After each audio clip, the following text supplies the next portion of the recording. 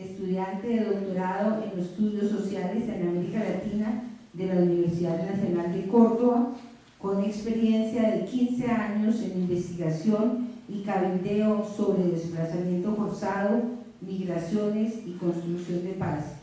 Miembro del colectivo Grupo N de Memoria y docente de la Maestría en Derechos Humanos de la Universidad Industrial de Santander. Esa fue la última noticia que tuvimos sobre la hoja de vida de Marcela, y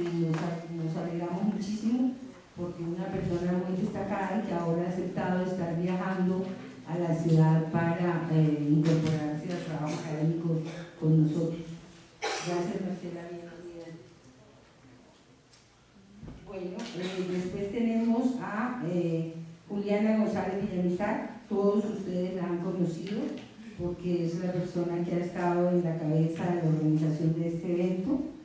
Ella es colaboradora científica del Instituto Colombo-Alemán para la Paz, CAPAX, filósofa de la Universidad Nacional de Colombia,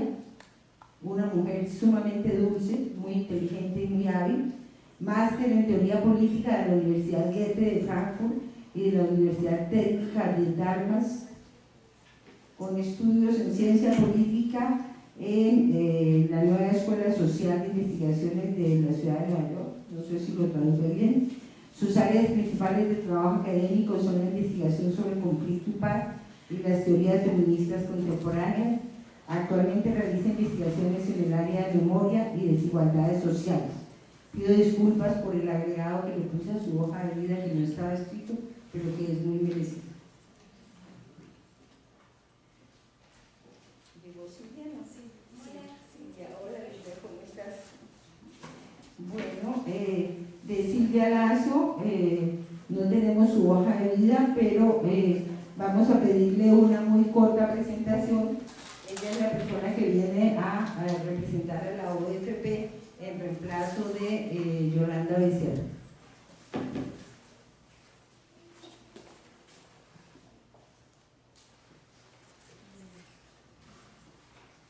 Buenas tardes. Bueno, pues por supuesto agradecer la invitación, pedir disculpas de antemano a Yolanda Becerra, quien no puede estar aquí, me delegó esta importante tarea. Mi nombre es Silvia Yáñez, yo soy abogada, soy especialista en Derecho Procesal y bueno, trabajo con la organización hace ya como 5 años, defensora de los derechos humanos, también trabajo con la universidad, docente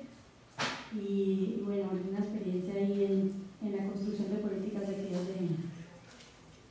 Gracias. Bueno, y para el cierre de este panel tenemos a Lisa García Reyes, asesora del Grupo de Trabajo de Género de la Comisión de la Verdad, doctora summa cum laude en Ciencias Sociales y Jurídicas de la Universidad de Cádiz, magíster en Género, Identidad y Ciudadanía de la Universidad de Cádiz, Universidad de Huelva, España, especialista en teorías técnicas y métodos de investigación social de la Universidad Pedagógica Nacional de Colombia y psicóloga de la Universidad Santo Tomás de Colombia. Bueno, tenemos la suerte de contar con 4 mujeres maravillosas. Yo no quiero intervenir más, voy a dejarlas en el orden en el cual las visitantes que puedan intervenir. Gracias.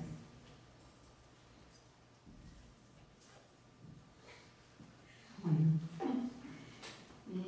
pues me ha tocado la dura tarea de arrancar después del almuerzo, pero espero no dormirlos. Gracias a Ivonne por su persistencia siempre en mantener el debate y la discusión. La ponencia la he titulado Consensos éticos en la construcción de paz, retos de las comisiones de la verdad en Colombia. Y en otros escenarios he llamado la presentación como las comisiones de la verdad, memoria oficial o versiones plurales, porque es un poco la discusión que quiero plantear aquí sobre la necesidad de reconocer estas instancias como espacios de debate y deliberación más que como pues, un relato unificado y único y oficial de lo que pasó. Entonces avanzamos a la siguiente. La presentación está dividida en 4 partes: la naturaleza de las comisiones, las funciones de las comisiones de la verdad, un poco las limitaciones de la coyuntura y los retos actuales de la Comisión de la Verdad. Sobre la naturaleza voy a pasar así rápidamente. Pues en el marco del proceso de justicia transicional y del marco jurídico para la paz, las comisiones, la justicia pues tiene unas funciones específicas relacionadas con la rendición de cuentas, ¿sí? No solo por parte del Estado, sino por los responsables de los crímenes atroces frente a la sociedad, identificando claramente responsabilidades y responsables con algunos componentes de sanción que están asociados al derecho a la justicia, el esclarecimiento de los hechos que están asociados con el derecho a la verdad, el reconocimiento a las víctimas, la reconciliación, que en el marco jurídico para la paz aparece también como un derrotero en el caso colombiano, con todos, digamos, los cuestionamientos o críticas que puede tener el concepto de reconciliación, y la reparación integral. Avanzamos. Así que en el marco de la justicia transicional hay mecanismos de dos tipos: judiciales y extrajudiciales, que ya todos aquí hemos discutido, y un poco el planteamiento que hemos dado al interior del grupo M y del colectivo del que hago parte es la necesidad de que esos mecanismos aporten a la construcción de consensos éticos, en el sentido de que la sociedad pueda tener un acuerdo mínimo y básico sobre lo que pasó, los responsables, quiénes son las víctimas, cuáles son los daños, y que sobre todo aquello que no puede volver a repetirse, que hace parte del proyecto político y social que se quiere construir en un proceso de transición. Ese es el reto,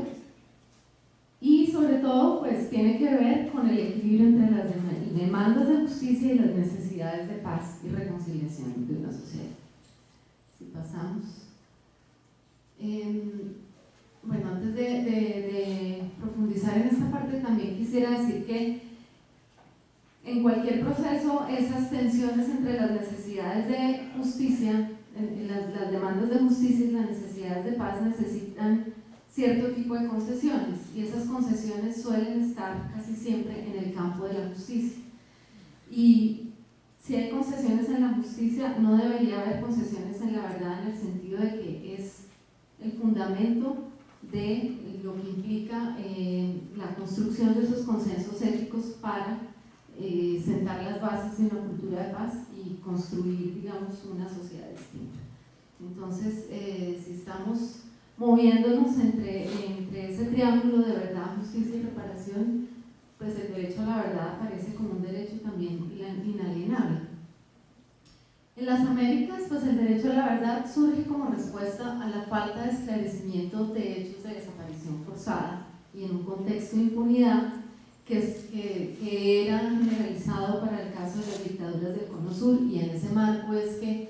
la CIDH lanza esa publicación del derecho a la verdad en las Américas, contextualizando políticamente ese derecho en el caso, digamos, de América Latina. Es un derecho en el que no está explícito en los instrumentos interamericanos de derechos humanos, pero implica en toda esa discusión del origen del derecho a la verdad no solo conocer lo que pasó y que el Estado se comprometa a investigar, sino que implica también cesar las violaciones de derechos humanos, y ese es un planteamiento importante que hace la CIDH con respecto al derecho a la verdad. Y tiene que ver también con la falta de información o la destrucción de los archivos como parte de ese proceso de impunidad y como una política de Estado que se dio en esos contextos totalitarios y autoritarios. Entonces pasamos a la siguiente. ¿Cómo puede ser definida la verdad? Digamos que esto tiene que ver con la necesidad de diferenciar la verdad de la memoria, ¿sí? Porque hablamos de verdad y de memoria histórica, pero hay ciertas particularidades de la verdad que tienen que ver con la necesidad de hacer un proceso de esclarecimiento público. Es decir, si algo caracteriza la verdad es su carácter público, en el sentido no solo participativo, sino de construir un escenario de deliberación amplio con la sociedad, y en la necesidad de construir ese relato de la mano de la sociedad. implica un proceso de investigación, pero no es una investigación asociada a lo que podría ser una investigación judicial, que es una investigación enfocada en la consecución de pruebas, sino que implica sobre todo metodologías interdisciplinarias que nos permitan también ir más allá de la prueba y consultar múltiples fuentes para construir un relato amplio y comprensivo de la violencia sociopolítica. Sí, aquí estamos hablando no solo de conflicto armado, sino de la violencia sociopolítica en los aspectos que ya hemos mencionado incansablemente: orígenes, causas, dinámicas, patrones. ¿Pero en función de qué? De un consenso ético al interior de la sociedad como base para la transición hacia la paz. Es decir, no es una investigación histórica o una investigación de archivo o una investigación que se convierta en un conjunto de expertos académicos o historiadores a puertas cerradas, sino que tiene que hacerse de alguna manera en una construcción permanente con la sociedad. A diferencia de la memoria, pues la memoria no necesariamente implica un proceso de investigación. Se refiere como a las formas de representarse el pasado que puedan hacer grupos, colectivos o personas, y no necesariamente está inmerso, digamos, en todo este proceso interdisciplinario que puede involucrar distintas disciplinas. Entonces, un poco la naturaleza es que las comisiones se sitúan entre la historia y la memoria, teniendo en el medio la conciencia histórica. Es decir, si bien recurren a metodologías asociadas a la reconstrucción, digamos, de hechos o recolección de pruebas, también tiene que ver sobre todo con la contextualización de los eventos de los cuales se está hablando. Y son un punto de partida para la discusión pública. Es decir, Orozco plantea que no puede ser entendido el informe y la investigación como un punto de llegada, sino como un punto de partida para empezar a deliberar, discutir y construir un espacio político abierto de diálogo entre sectores sociales que pueden ser opositores y que no pueden estar necesariamente de acuerdo en ese sentido. Esto parte de entender la democracia no como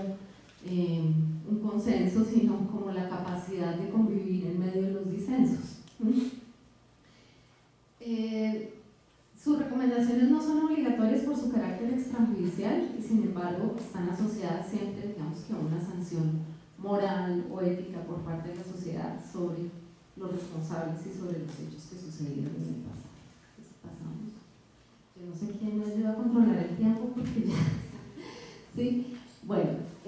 gracias. Podemos pasar acá porque es un poco ya lo que hemos discutido.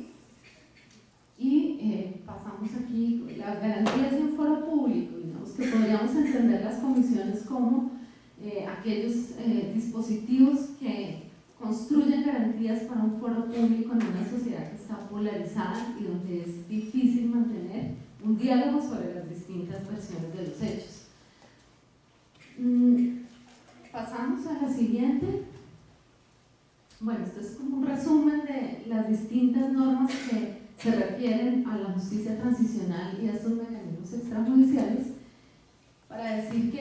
tienen un énfasis estas comisiones en testificar, en apoyar a la justicia, pero sobre todo en resignificar esos hechos, ¿sí? Para dignificar a las víctimas. Podríamos hablar de dos objetivos medios, que es el reconocimiento de las víctimas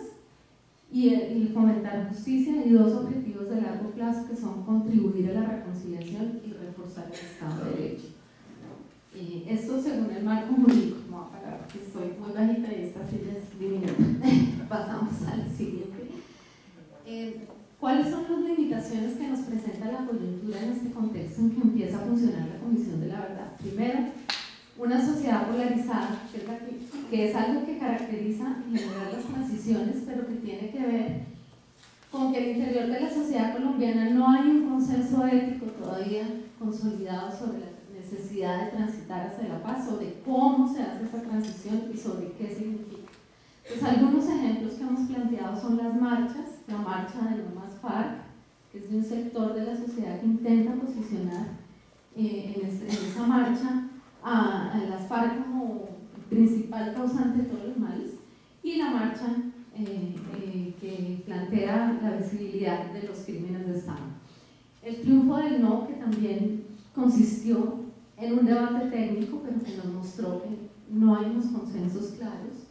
La resistencia a la participación de las víctimas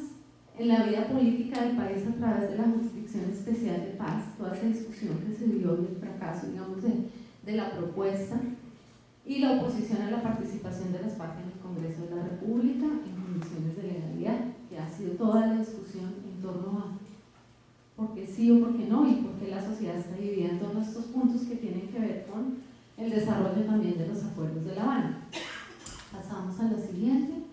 Aquí tenemos un poco los mensajes que se estaban intentando posicionar en las dos marchas, ¿sí? La del 4 de febrero, no más FARC, contra el terrorismo, sí a la libertad, sí a la verdad, sí a la vida, Colombia sin FARC,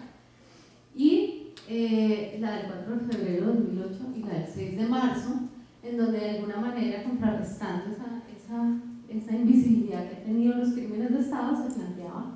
sobre todo esos posicionamientos de los crímenes de Estado y de los paramilitares. Pasamos a la siguiente. Otra de las limitaciones de la actual coyuntura tiene que ver con la decisión de la Corte Constitucional de no obligar a los terceros implicados, en particular los empresarios, a comparecer ante la JEP.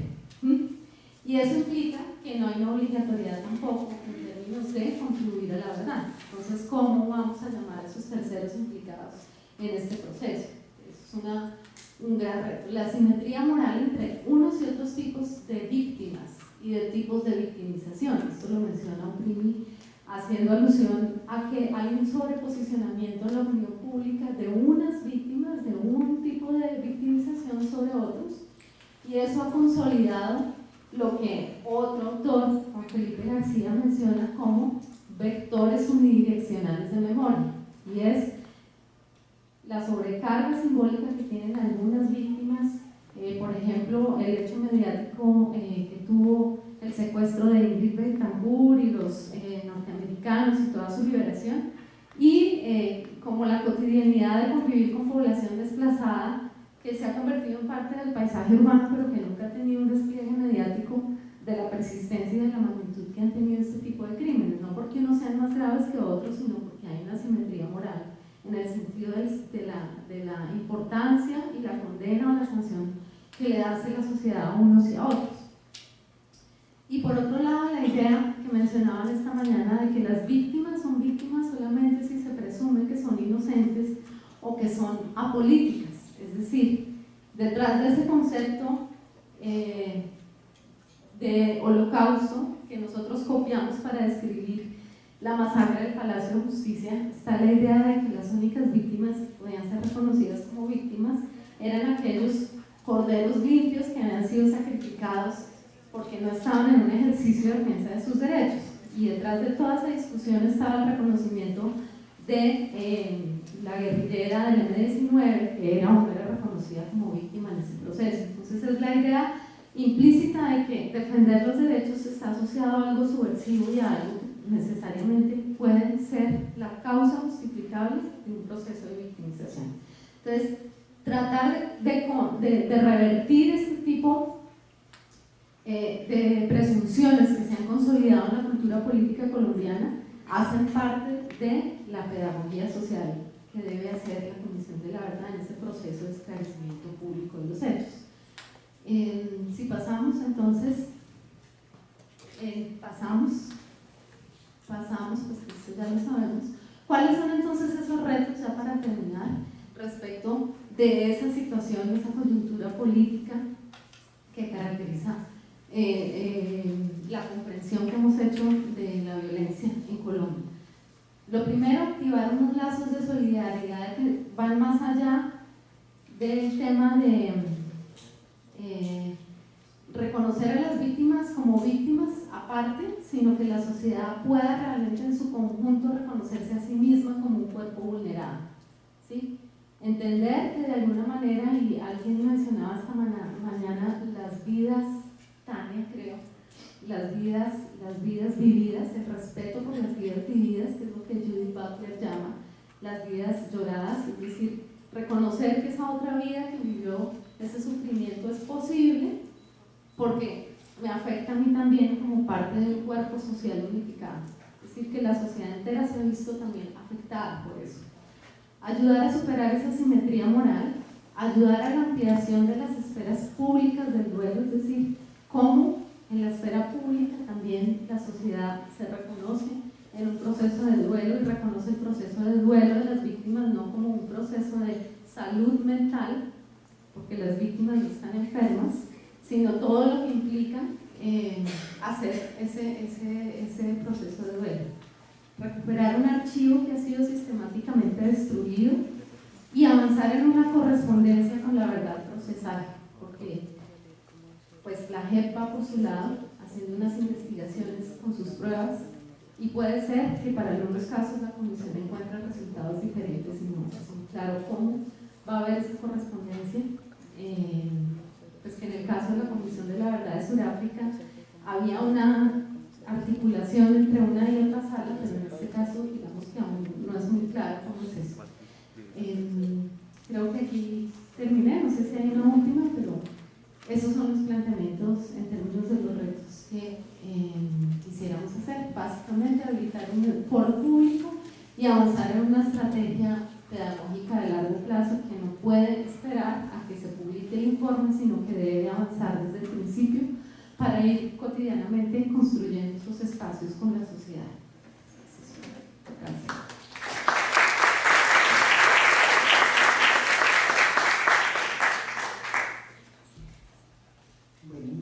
Seguimos aprendiendo mucho y reconociendo que construir la paz no es nada fácil, pero algo muy importante, lo que venimos viendo desde la mañana, la importancia de hablar de memorias y de formas de verdad y de verdades también, para que evitemos desde la academia por lo menos la mirada de la unilinealidad. Seguimos con la doctora Juliana. Gracias. Buenas tardes a todos y todas. Yo quiero hablar en esta ocasión sobre algunos conceptos que sí han sido importantes en las teorías feministas y las teorías feministas sobre la violencia, sobre el conflicto y la paz, para explorar algunos modos como es posible comprenderlos y ver también sus implicaciones para el trabajo de memoria y más adelante también para el esclarecimiento de la verdad. Estos dos son actividades que yo veo como situadas en un cierto continuo y por eso me parece importante abordarlo de ese modo. El concepto principal sobre el cual quiero hablar es el del continuo o la continuidad de la violencia. En primer lugar, quisiera ofrecer un breve contexto teórico, algunas referencias sobre este. Una primera que me parece importante es de la autora Liz Kelly, quien en 1988, con base en recolección de testimonios de mujeres víctimas de diferentes tipos de violencias, encuentra que al parecer hay elementos o características básicas en común entre esos eventos o formas de violencia y que, contrario a lo que dicho continuo exige, al parecer la investigación, las políticas públicas y la práctica han tendido a categorizar y a hacer distinciones muy tajantes entre esos eventos y formas de violencia, en lugar de reconocer esa característica en común que para ella es una intención de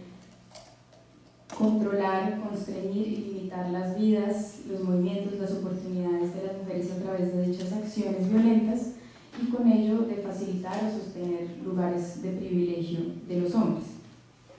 Una segunda referencia importante sobre este concepto es la de Caroline Moser, quien en el 2001 habla sobre el continuo genérico de las violencias como un marco operativo y lo ofrece en particular para los estudios del conflicto y de la paz. Ella aquí lo que muestra también, pensando en contextos en Latinoamérica, en Colombia, en Guatemala y en Perú, es que las violencias políticas, económicas y sociales, ella las distingue así, son genéricas, es decir, que tienen una dimensión de género, y a partir de ello ella extrae la conclusión de que la violencia contra las mujeres en tiempos de guerra está asociada a su tolerancia en tiempos de paz. Es decir, que en las sociedades patriarcales la violencia permea todos los ámbitos de la vida y las relaciones sociales. por lo cual la conclusión pacífica de un conflicto no significa necesariamente la consecución de la paz para muchos sujetos, en particular ya se refiere a las mujeres, a menos que las violencias que se dan en otros ámbitos de sus vidas, como la familia, el trabajo, como en general las desigualdades en todos los ámbitos de la sociedad, también sean erradicadas. Creo que estas dos referencias, y pues hay otras también, a las cuales tal vez haga referencia más adelante, nos permiten pensar en dos tipos o dos modos como se presentan esa continuidad de la violencia. Por una parte, como un continuo temporal, es decir, o bien como formas de violencia que se repiten a lo largo de las vidas individuales en estos diferentes ámbitos y que normalmente se acumulan y van de esa manera limitando progresivamente las oportunidades de las personas, las posibilidades que tienen de establecer relaciones sociales, relaciones íntimas también. Y por otra parte, un continuo temporal que está relacionado con los contextos de guerra y de transición a la paz. Por otra parte, tenemos, creo que esta manera de conceptualizar el continuo de la violencia nos permite también hablar de unos continuos políticos. Por una parte, siguiendo esa definición de Kelly, entre violencias sufridas por individuos por causa del género.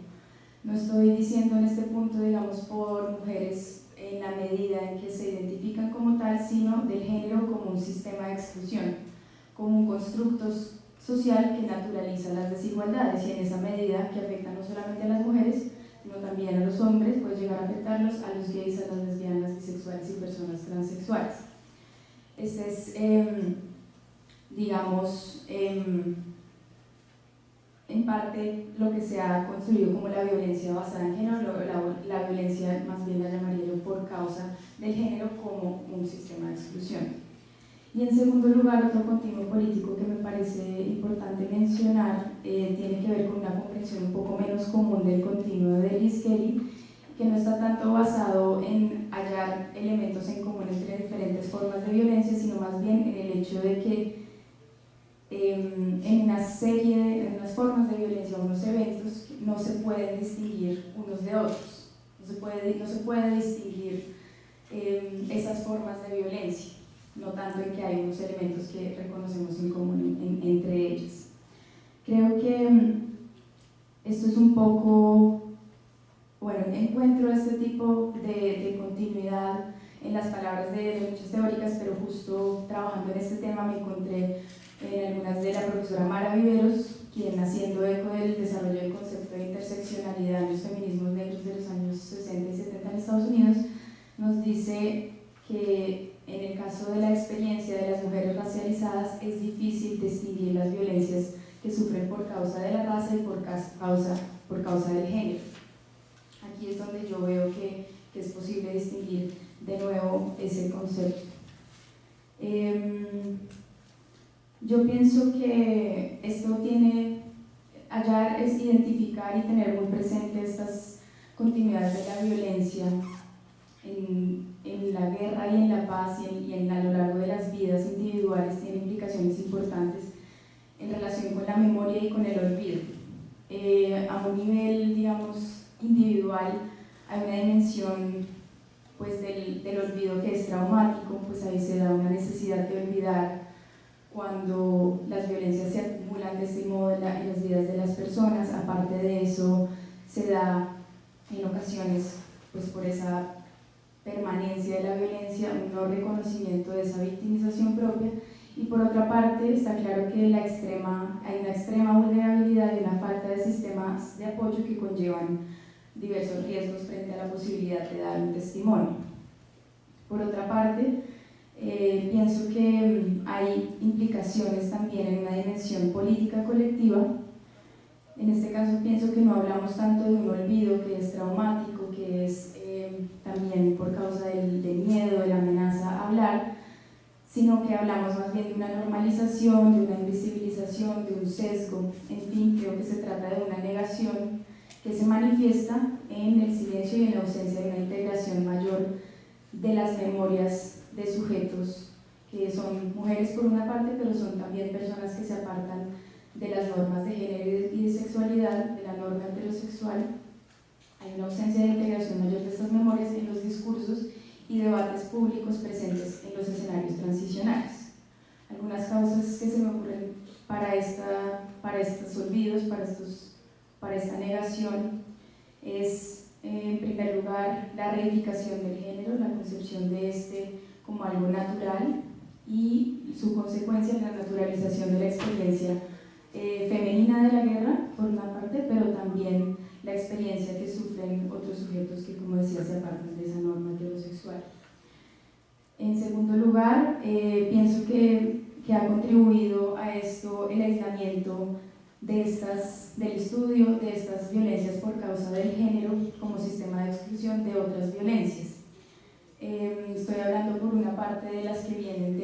de la raza también como sistema de exclusión, de la heteronormatividad, pero también la manera como se le aborda muchas veces en relación con la violencia de los actores armados me parece que todavía carece pues, de un enfoque que permita entender bien ese anclaje o ese engranaje entre ambas formas de violencia. Un ejemplo de esto es cuando se concibe la violencia contra las personas, contra las mujeres o contra las personas LGBT, se las describe como una consecuencia de su vulnerabilidad, que si bien puede que sea cierto,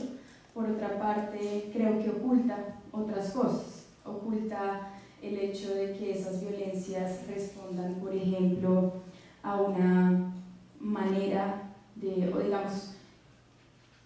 que aquello que ha facilitado esas violencias, que es también una permisividad por parte de la sociedad en general, se ha usado por determinados actores políticos como una estrategia, como algo que les es útil para avanzar otros intereses que tal vez no tienen que ver necesariamente con construir una sociedad que es blanca, heterosexual y digamos patriarcal, sino tal vez son intereses económicos que no están desligados de eso, pero que es más bien una cuestión de la utilidad que le presta una sociedad patriarcal a esos intereses de esos actores armados. Y finalmente,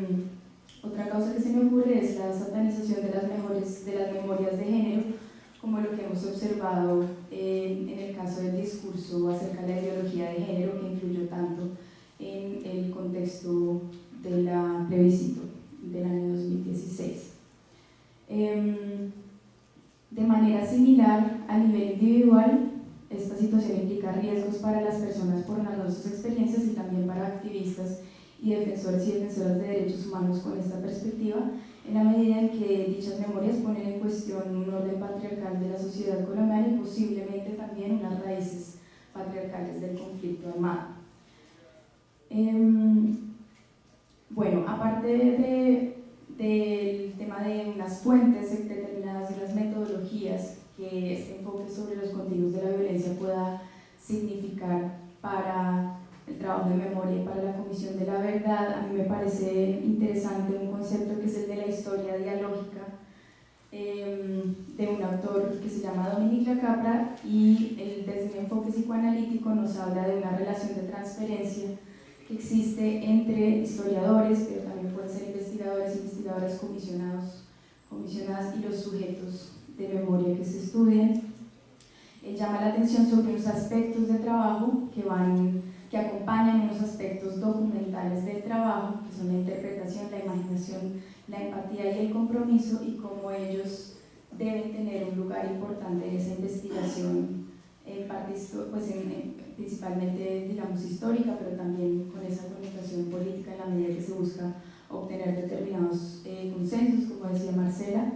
Y esto, digamos, tiene como consecuencia la necesidad de, más allá de describir simplemente de acuerdo con estereotipos o con ideologías imperantes con cierto contexto, es reconocer que ese contexto es también un texto y que el historiador, la historiadora misma, la persona que se embarca en esa investigación debe también considerarse como un sujeto de interpretación a la hora de acercarse a lo que está estudiando. Esa es como la idea de una necesidad de entrar en un diálogo y de permitir que esa realidad que se estudia cuestione aquellas estructuras que puedan también ser cómplices en cierto punto de los sesgos y de las negaciones que tal vez no están explícitas en la realidad que busca describir. En cuanto a la Comisión de la Verdad, considero que, pues aparte de esclarecer la verdad, los mandatos que tiene la Comisión tienen que ver con el reconocimiento de las víctimas como ciudadanos y ciudadanas, de unas responsabilidades individuales y colectivas, y también con la convivencia y con la no repetición. En cuanto a esto, considero que desde el punto de vista, mejor dicho, desde lo que nos ofrece pensar en la violencia como continuos con otras violencias a lo largo de la vida, en contextos de guerra y de paz, y digamos pensando en las violencias que se dan por causa del género como sistema de exclusión, es importante tener en cuenta que la sociedad ha participado en su conjunto en dichas violencias y que probablemente si esto digamos tiene oportunidad de salir a la luz pública, probablemente no va a ser algo que necesariamente va a facilitar una convivencia, puesto que, como hemos visto y como también lo han recogido muchos informes de memoria histórica, digamos que se acercan a este concepto de continuo y estudian estas violencias a través de este lente, pues realmente la sociedad civil ha facilitado también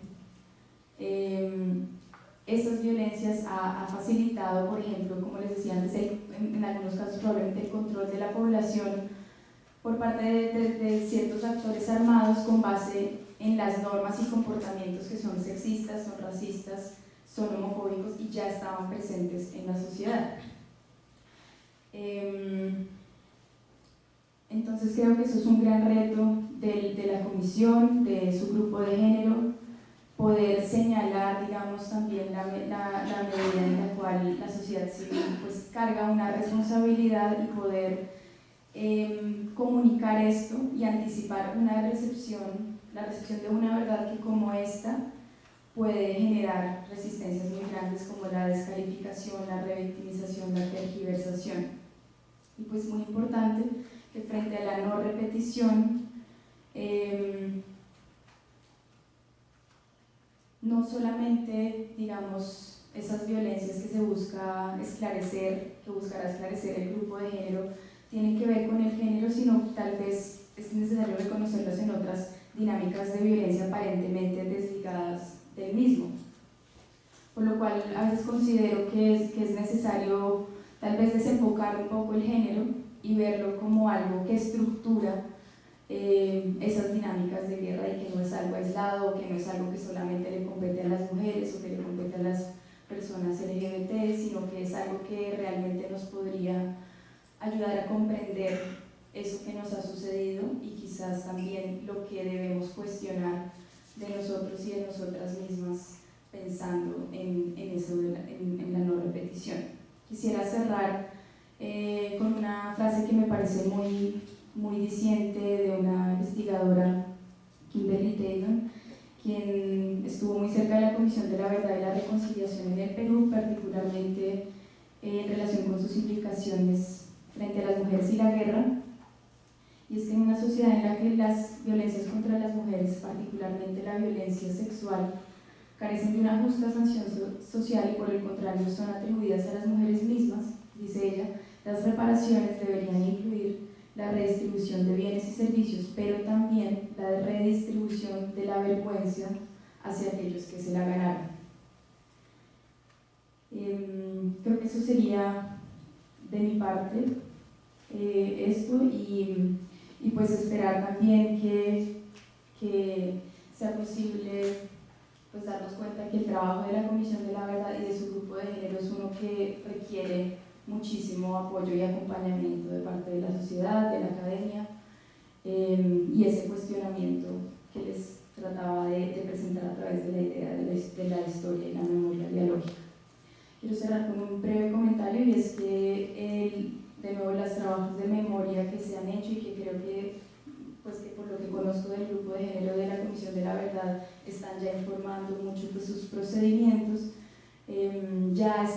han trabajado mucho con ese concepto de continuidad, y también el trabajo que han hecho algunas organizaciones como la Ruta Pacífica de las Mujeres, y creo que allí hay bastante para comprender mejor la utilidad de ese concepto. Muchas gracias.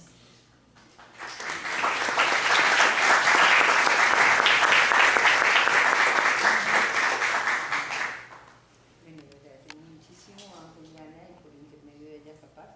esa importante charla que nos está diciendo nada más ni nada menos, sino que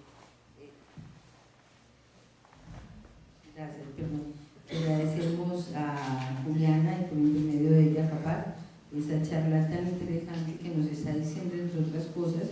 que la construcción de la paz pasa por dos pequeñas cosas en la transversalidad del problema de género. Es en reconocer que tenemos unas élites en un gobierno y por lo tanto un Estado con unas características patriarcales,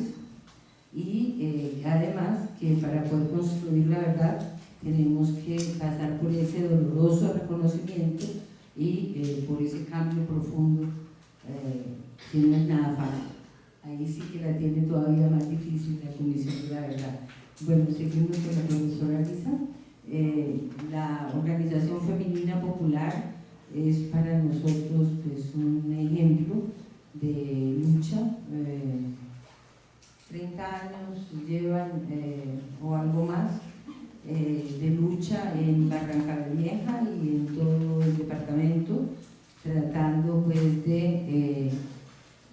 que se reconozca el derecho de las mujeres y que se reconozca el papel de la mujer en la lucha por los derechos humanos de hombres y mujeres de la sociedad en su conjunto. Tenemos mucho que agradecerle a la Organización Femenina Popular y le damos la bienvenida. Bueno, buenas tardes nuevamente, agradecer la invitación también y nuevamente pues estoy en el lugar que debía estar Yolanda Becerra, que es la directora nacional, pero por razones de temas de salud estaba muy mal de la garganta y bueno, pues me delegó a mí en esta tarea de contarles un poco sobre el reconocimiento de la Organización Femenina Popular como víctima colectiva. A manera general, pues contarles a todos como para que todas y todos tengamos la información sobre quién es la organización. La organización es una organización social de mujeres populares, nacida hace 46 años, es quizás el referente histórico de organización de mujeres en el país pues, más importante, históricamente hablando.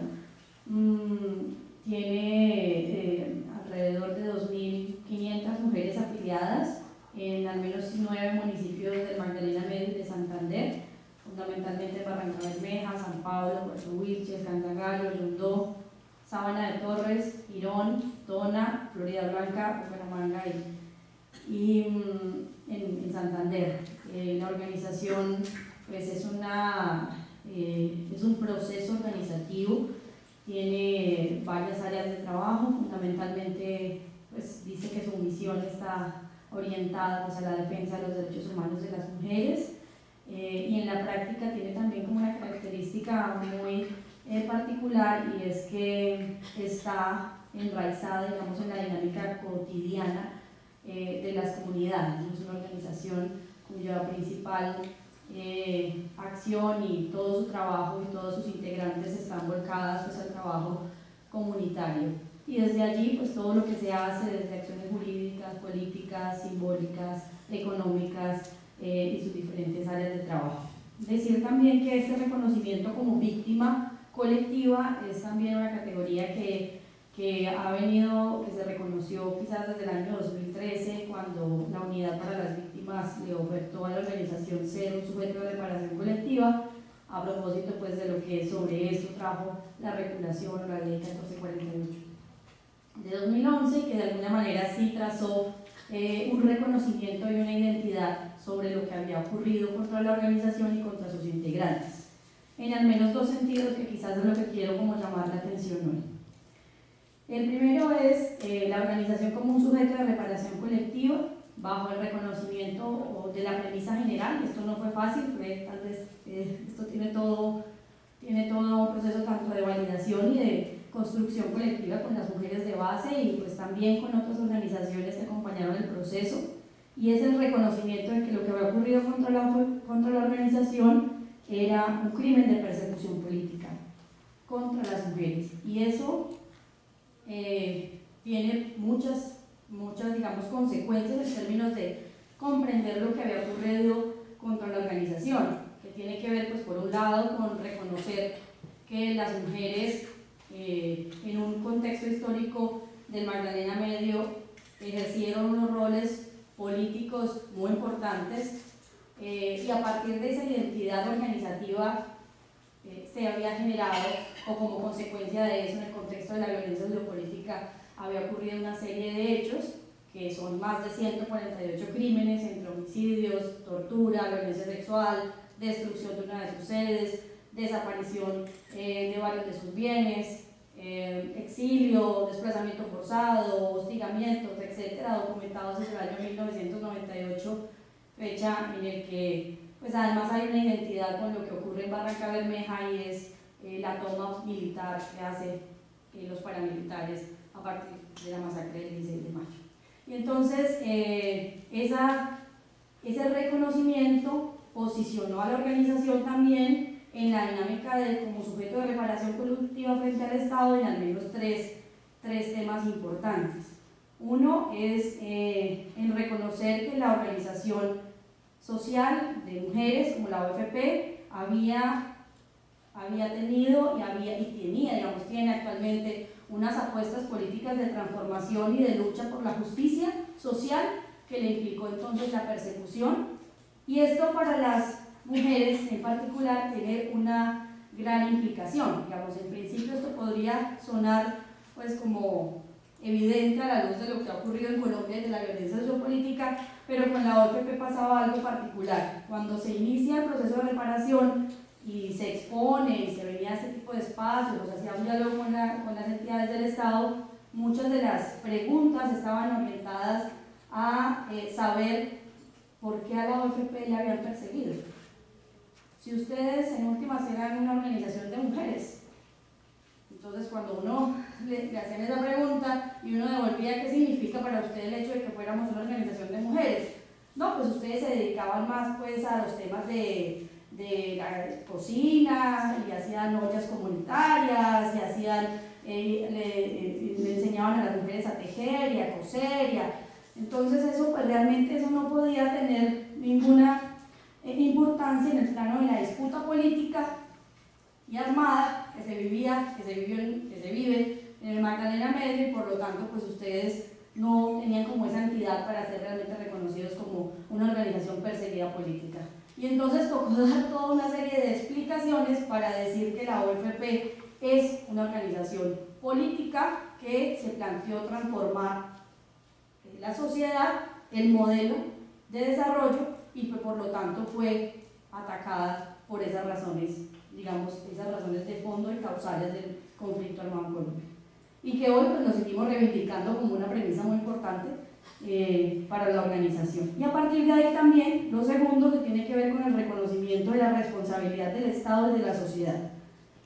en esta persecución, en la sistematicidad, no tanto también por omisión, digamos, porque pues efectivamente haber permitido más de 150 crímenes contra una organización pues tiene unas implicaciones de la responsabilidad por omisión, pero también por acción, y por todo lo que se vivió en términos de la estigmatización, de la discriminación y de una cultura que ha permitido y hasta justificado la violencia política contra lideresas, contra líderes y contra defensores de derechos humanos. Y hacia el futuro, ser sujeto de reparación colectiva, víctima de persecución política, también está de fondo la necesidad o la apuesta por la transformación de los paradigmas que han permitido que eso hubiera ocurrido, y que tiene que ver justamente con las luchas por la democracia, por el derecho a hacer oposición y hacerlo individualmente, pero además el derecho a organizarse y que no por eso ser asesinado como hoy seguimos siendo. Y por supuesto para las mujeres implica pues una razón fundamental, y es que las luchas de las mujeres contra la discriminación de género pues pasan y están, digamos, están muy articuladas a la posibilidad de encontrarnos unas y otras, ¿no? Aisladamente, difícilmente las mujeres podemos realmente transformar esos paradigmas de discriminación de género y por lo tanto tiene un significado para la democracia y para la democracia con las mujeres la transformación de los paradigmas también que implican discriminación de las mujeres y la discriminación en el plano de la participación política. A partir de esos tres elementos, pues la organización reconoció y le dio contenido a lo que la ley 1448 habla, y es del daño colectivo como la causa por la cual se hace la reparación, y en ese proceso de identificación se pudieron por lo menos documentar al menos 6 dimensiones del daño, que tiene que ver con el daño a la vida política de la organización, a tener el daño que se le causó por el hecho de no poder continuar con las áreas de trabajo que tenía y que era lo que posibilitaba la articulación, el daño en la identidad, el daño en lo simbólico, en esos elementos ya más inmateriales que hacen que las mujeres hoy confluyan en la organización y podemos decir que somos 2.000 o 3.000 mujeres, y que pues claramente tienen una representación, y es que en el año 2000 eran alrededor de 3.500 y pues para el año 2012 eran 1.500, entonces eso también. Hablamos también del daño en la salud mental, en todo el tema psicosocial, el daño en el bien jurídico, en la seguridad y en la justicia, porque de los 148 crímenes siguen hoy el 98% de estos crímenes en la impunidad. Y finalmente todo esto pues tenía que ver con lo que para nosotros se representa en el daño al proyecto de vida colectivo, y es en esa limitación a todos los seres humanos, a todas las mujeres de la región del Magdalena Medio, a desarrollar su ser social, ¿no? Y a desarrollar su ser social libremente, a decidir, independientemente de que fueran afiliadas o no a la organización, si querían o no hacer parte de la OFP. El proceso pues inició en el año 2012, este año, a partir del reconocimiento en el año 2012 del daño colectivo, se elabora el plan de reparación colectiva compuesto alrededor de 64 medidas de reparación, materiales, simbólicas y políticas, que empezó, digamos, su implementación en el año 2013 y que para el año 2017 estaba alrededor del 60% de implementación. Para la OFP este año pues básicamente es el cierre de su reparación colectiva que hemos denominado endógena o hacia adentro. La OFP, independientemente de la responsabilidad que haya asumido el Estado o no con el proceso, decidió repararse y lo hizo.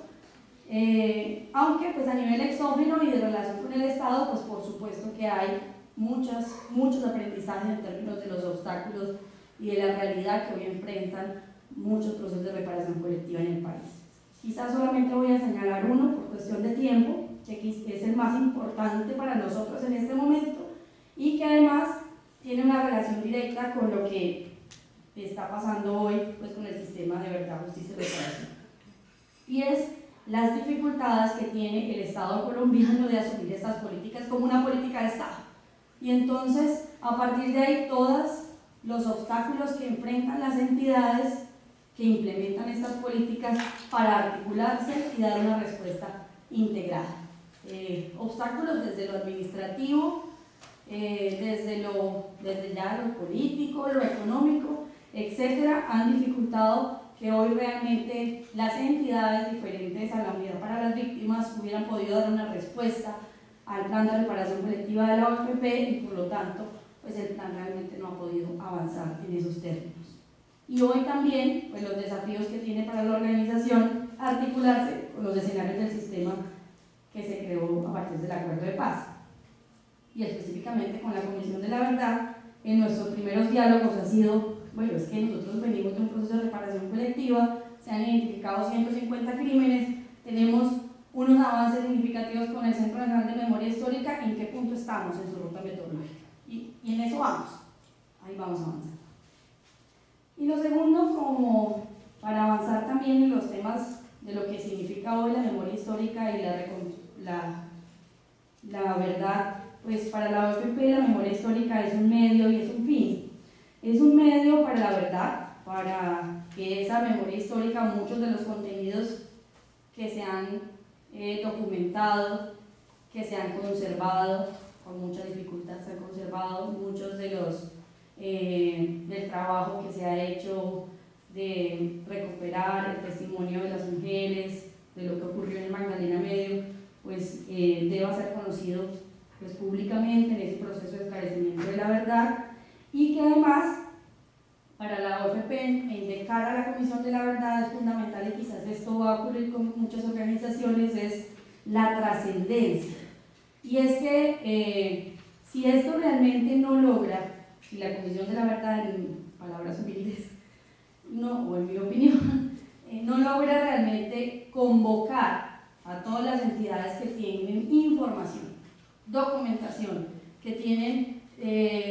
mucho de lo que pasó, datos, etcétera, de los hechos, pues esto realmente va a quedar nuevamente, digamos, de plano o de cara al trabajo que hacen las organizaciones, quizás con unas voces más desde la academia que se vayan sumando.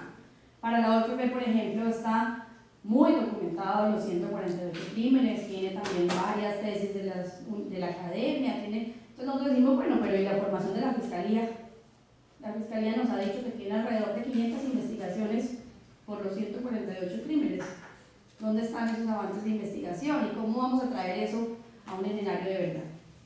Y así también Ecopetrol, y así también la alcaldía, y así también otros actores también importantes en este tema del escenario público de la verdad.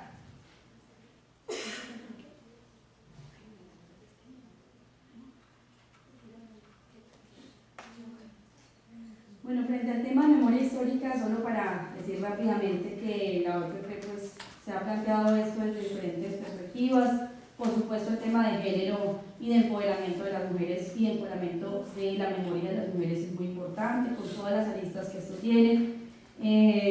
desde lo teórico, pero también desde lo práctico y desde el conocimiento que tiene el trabajo popular.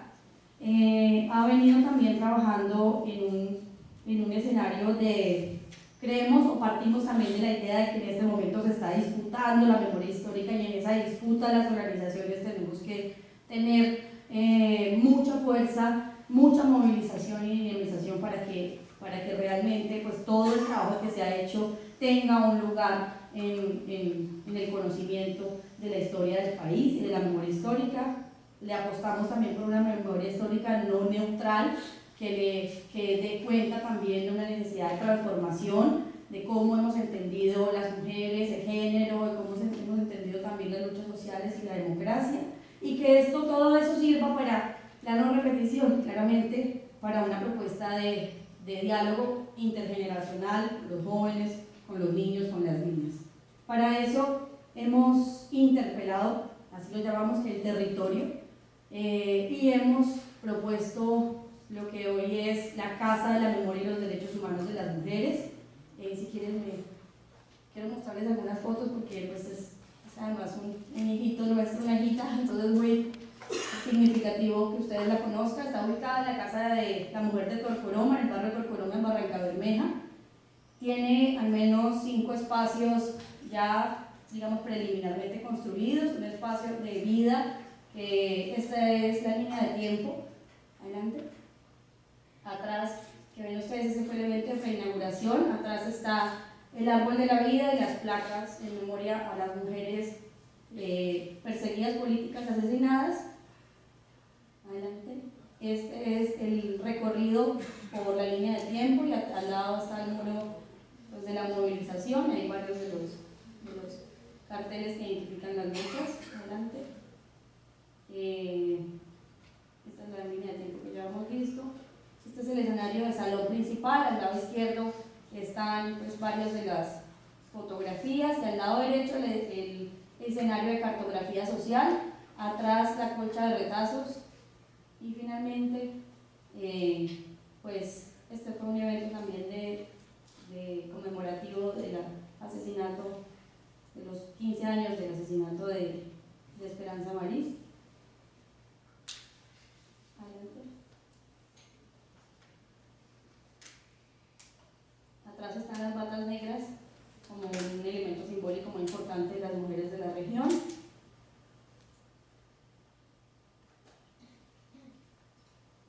fachada principal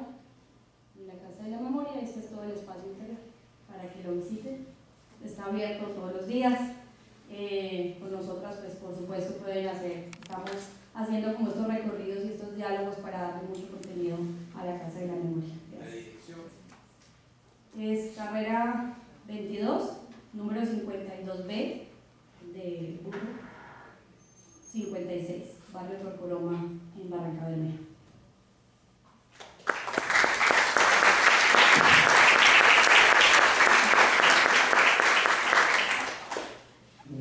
Silvia, muchas gracias. Bueno, yo les cuento, yo hago también parte de la Junta Directiva de Credos y sé que tenemos víctimas compartidas y estamos también iniciando ese proceso de reparación colectiva, pero la presentación de Silvia me lleva a dos cosas. Una, hacer un reconocimiento de todas estas mujeres, pero también de todas las luchadoras sociales que en este país se han echado sobre las espaldas todo ese ejercicio de resistencia y de organización, porque han tenido que ser llevar el dolor y después la resistencia y los riesgos de la reorganización. Pero aparte de eso me lleva a pensar en algo más, y es que bueno, definitivamente somos un país víctima colectiva y quizás el sueño que tenemos es que podamos apropiarnos tanto a la Comisión de la Verdad y ayudar tanto a que ella funcione, que podamos encontrar también para este país una reparación colectiva en la construcción de la paz. Bueno, Lisa, te dejamos ahora sí. Gracias. Bien, buenas tardes a todas y todos. Ya como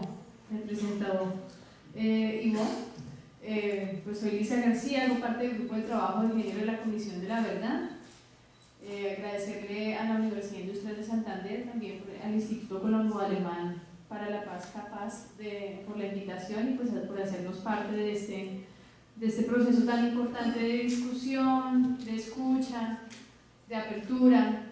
problemático, de pensarnos sobre lo que implica pues como sociedad colombiana estar en un proceso tan complejo de justicia transicional en medio de una dinámica social también tan compleja como la que tenemos en este momento. Yo me voy a permitir contarles algunas cuestiones generales de la Comisión de la Verdad, ya que hoy hemos sido mencionadas y mencionada la Comisión como de manera tan recurrente. Quisiera hacer una claridad sobre algunos aspectos de la Comisión particularmente y centrarme en lo que hace el grupo de trabajo de género al interior de la Comisión de la Verdad y por qué existimos y cuál es, digamos, nuestro enfoque y nuestro interés en particular frente al desarrollo de la construcción pues, del esclarecimiento de la verdad en el país. Entonces la Comisión de la Verdad es importante decir pues, que es una entidad que surge de los acuerdos, ¿cierto? De los acuerdos de paz, como todo el sistema, que ya voy a hablar de él, que es una entidad que busca satisfacer la necesidad y el derecho a la verdad. Nosotras y nosotros en la Comisión hablamos de la verdad como un derecho, ¿sí? Como un bien público que todas las personas en nuestra sociedad deberíamos entenderlo así, ¿no? Como la posibilidad de que exista una Comisión de la Verdad en este momento en nuestro país es la posibilidad de construir alrededor entre todas las personas de esta sociedad algo que nos permita comprender por qué nos pasó lo que nos pasó. Ese es un reto súper grande que, por supuesto, como lo decía uno de los panelistas de esta mañana, algunos creerán que lo logramos, otros creerán que no lo logramos. Seguramente va a tener un montón de discusiones, de miradas sobre eso, pero créanme que el equipo de comisionadas y comisionados que lidera el trabajo de la comisión, como el montón de personas que estamos allí trabajando, estamos convencidas de la necesidad de trabajar en la construcción y en el esclarecimiento de la verdad para avanzar como sociedad en los hechos de no repetición, de reconocimiento de las víctimas, que es nuestra centralidad pues allí en el proceso. Siguiente, por favor. Solo para recordar, ¿no? Nosotras hay un contexto previo, una fase exploratoria de los acuerdos que fue entre febrero y agosto de 2012, unas conversaciones que se hacen entre 2012 y 2016, y una mirada a 15 años. A veces tenemos mucha angustia del tiempo y de lo que está pasando, y todas quienes trabajamos en la construcción, en el desarrollo del acuerdo de paz, se nos olvida que esto es un proceso que tuvo una mirada de 15 años. O sea, 15 años para construir lo que venga en el desarrollo y la implementación de los acuerdos. Por supuesto, nosotras como Comisión de la Verdad, dentro de esos 15 años somos quizás el que menos va a durar. Tenemos un término de duración de 3 años y medio, ¿sí? Ese medio año se nos acaba el próximo 28 de noviembre, es decir, a partir del 28 de noviembre empiezan a correr los 3 años, ¿sí?, de ejecución de la comisión. Esta mirada creo que puede ser motivante en términos de que nos invita a mirar con perspectiva el proceso y también con prospectiva, ¿no?, de dónde venimos. Este acuerdo nos da la posibilidad de tener en este momento un sistema de justicia transicional que no teníamos, ¿sí? No existía ni la Jurisdicción Especial para la Paz, no existía ni la unidad de búsqueda de personas dadas por desaparecidas, y no existía la Comisión de la Verdad. Entonces, en ese sentido, como miremos hacia atrás y miremos hacia adelante, sí estamos en un contexto que puede ser complejo, pero tenemos algunas ganancias como sociedad que debemos potenciar y debemos impulsar hacia adelante para poder, pues, seguir construyendo esto que todas queremos, ¿no? Una paz estable, duradera, sostenible, y una paz que se fije en los territorios, que ese es uno de los grandes focos de la Comisión de la Verdad. Ya les contaré